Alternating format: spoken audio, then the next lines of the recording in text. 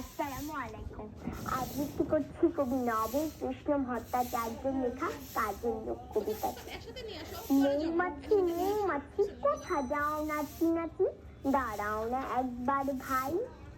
ওই ফুল ফোটে বনে, যাই মধু আহরণে, দাঁড়াবার সময় তো নাই। ছোট পাখি কিচিমিচি ডাকি ডাকি, কোথা যাও বলে যাও শুনি।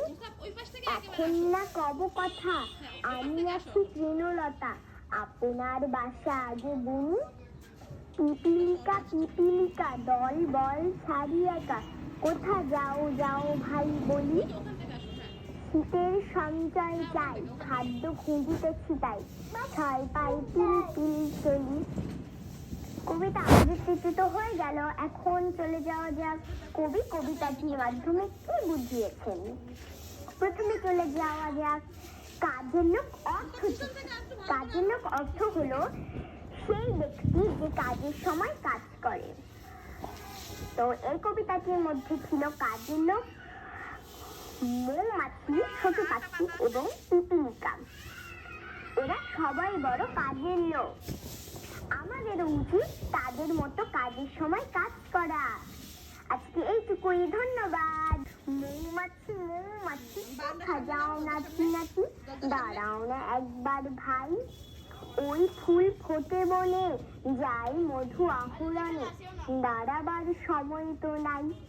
ছোট পাখি কিচিমিচি ডাকি ডাকি, কোথা যাও বলে যাও শুনি। এখন না কব কথা, আমি আছি তৃণলতা, আপনার বাসা আগে বুনি। পিপিলিকা দল বল সারি একা, কোথা যাও যাও ভাই বলি। শীতের সঞ্চয় চাই, খাদ্য খুঁজিতেছি তাই, ছয় পাই পিল পিল চলি। কবিতা আবৃত্তি তো হয়ে গেল, এখন চলে যাওয়া যাক কবি কবিতাটির মাধ্যমে কি বুঝিয়েছেন।